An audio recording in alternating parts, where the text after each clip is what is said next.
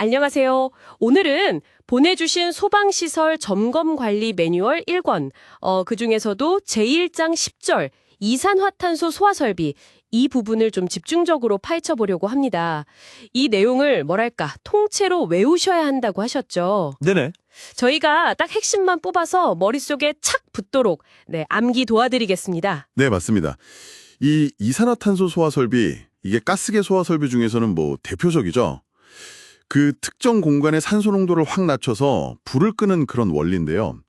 오늘 이 설비가 어떻게 작동하고 또 종류는 뭐가 있는지, 그리고 주요 구성 요소들까지 암기하시기 좋게 명확하게 짚어드리겠습니다. 중요한 포인트 위주로 갈게요. 좋습니다. 그럼 바로 본론으로 들어가 보죠. 이산화탄소 소화 설비, 이게 어떤 원리로 불을 끄는 건가요? 가장 중요한 효과부터 딱 짚어주시죠. 핵심은 역시 질식 소화입니다. 질식. 질식 소화요? 네. 방호구역 안에 있는 산소 농도를 연소가 계속되기 어려운 그 기준이 한 15% 정도 되거든요. 그 이하로 떨어뜨리는 거죠. 15% 이하? 네. 거기에다가 이제 액체 상태의 이산화탄소가 기체로 변하면서 주변 열을 썩 흡수해요. 이걸 냉각 효과라고 하고요. 네, 냉각 효과. 그리고 또 하나는 이산화탄소가 공기보다 한 1.5배 정도 무겁거든요. 무겁군요. 네. 그래서 불이 난 표면을 이렇게 싹 덮어버리는 피복 효과도 보조적으로 작용합니다. 질식, 냉각, 피복. 이 세 가지군요. 특히 질식이 메인이고요. 그렇죠. 질식이 주요 효과죠. 네, 이거 꼭 기억해야겠네요. 그런데 이 이산화탄소, 이건 어떻게 보관하나요? 기체니까 뭔가 특별할 것 같은데요? 맞습니다. 보통은 이제 높은 압력을 가해서 액체 상태로 저장 용기에 보관을 해요. 매뉴얼 보시면 상평형도라는 그림이 있는데 그걸 보면 좀 이해가 쉬우실 거예요. 상평형도요? 네. 그 임계 온도라는 게 있는데 31도거든요. 그 온도 아래에서는 압력만 높여주면 기체가 액체로 변해요. 그 원리를 이용하는 겁니다. 액체로 압축해서 저장하는 거죠. 압력을 높여서 액체로 만든다. 신기하네요. 그럼 그 저장 방식에 따라서 종류도 나뉜다고 들었어요. 네, 맞아요. 크게 보면 고압식하고 저압식 이렇게 두 가지로 나뉩니다. 이 둘 차이를 딱 비교해서 외우시는 게 아주 중요해요. 고압식, 저압식. 네. 자, 고압식은 말 그대로 압력이 높아요.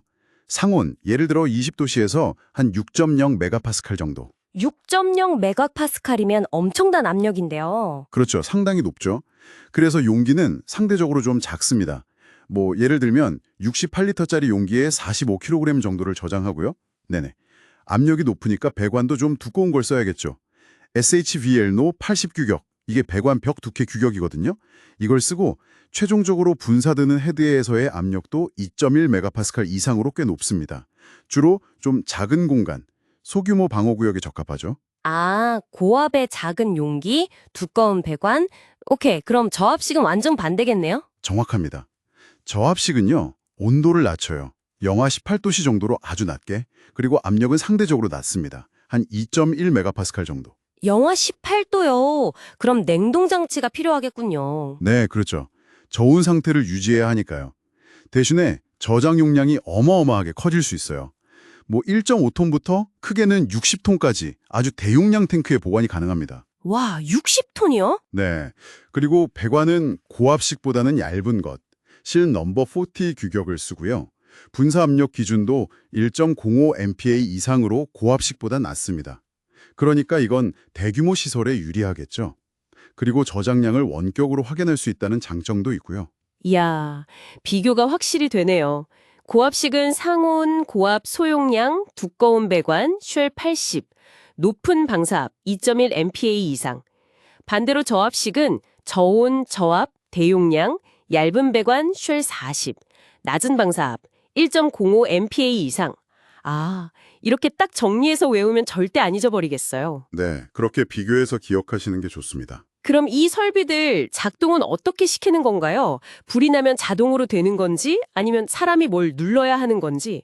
작동 방식은 크게 두 가지예요. 말씀하신 것처럼 화재 감지기가 연기나 열을 딱 감지해서 자동으로 작동하는 경우가 있고요. 자동. 네, 자동. 아니면 사람이 직접 수동 조작함에 있는 버튼을 눌러서 작동시킬 수도 있습니다. 수동. 수동으로도 가능하군요. 네. 매뉴얼에 나온 가스 압력식을 예로 들면요. 감지기 신호든 수동 버튼이든 딱 작동이 되면 먼저 작은 기동용 가스 용기라는 게 터져요. 기동용 가스 용기요? 네. 거기서 나온 가스 압력으로 주 저장 용기, 그러니까 이산화탄소가 담긴 큰 통의 밸브를 확 싹 열어주는 거죠. 그러면 이제 이산화탄소가 배관을 타고 쭉 가서 분사해들을 통해 방호구역에 쫙 방출되는 겁니다. 아하, 자동이든 수동이든 그 기동 장치가 신호를 받아서 밸브를 열어주는 핵심 역할을 하는군요. 그렇죠.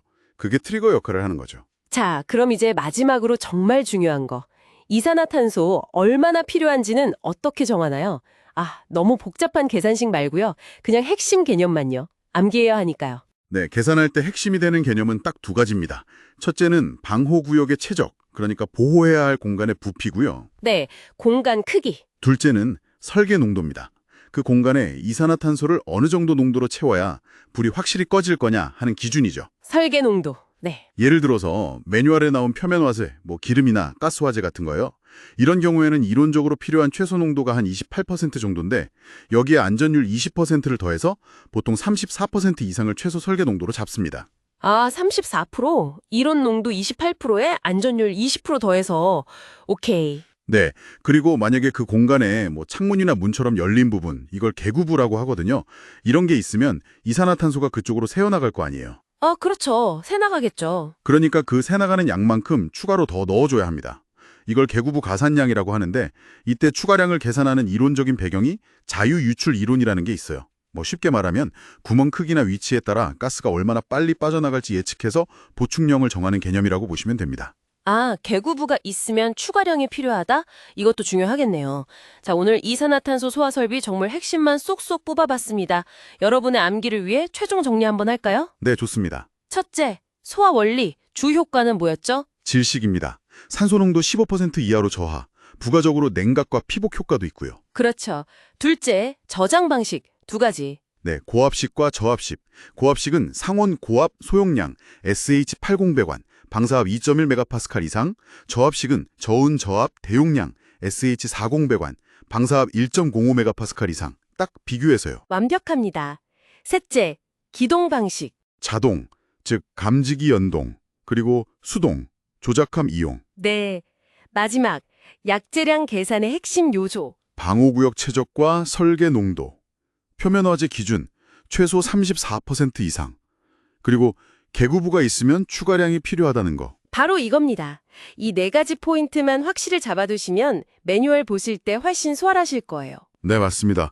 이 핵심들을 딱 뼈대로 삼아서 반복해서 보시면 분명 암기에 큰 도움이 될 겁니다. 그리고 여기서 딱 한 가지만 더 생각해 보시면 좋은 점이 있는데요. 네, 어떤 걸까요? 이 설비의 주원리가 질식이라고 했잖아요. 그 말은 뒤집어 생각하면 사람에게도 굉장히 위험할 수 있다는 뜻이거든요. 아, 맞네요. 산소를 없애는 거니까. 그렇죠. 그래서 실제 설비에는 반드시 이산화탄소가 방출되기 전에 사이렌 같은 경보를 크게 울리고 사람들이 안전하게 대피할 충분한 시간을 주는 그런 안전장치가 필수적으로 들어가 있습니다. 왜 이런 안전규정, 대피 시간이 필요한지 오늘 배운 그 질식 원리랑 딱 연결해서 생각해 보시면 단순 암기보다는 훨씬 더 깊이 있게 이해하실 수 있을 겁니다. 와, 정말 중요한 지적이시네요. 소화 원리 자체가 안전 규정의 필요성으로 바로 연결되는군요. 감사합니다. 오늘 저희가 정리해드린 내용이 여러분의 학습에 정말 큰 힘이 되기를 바랍니다.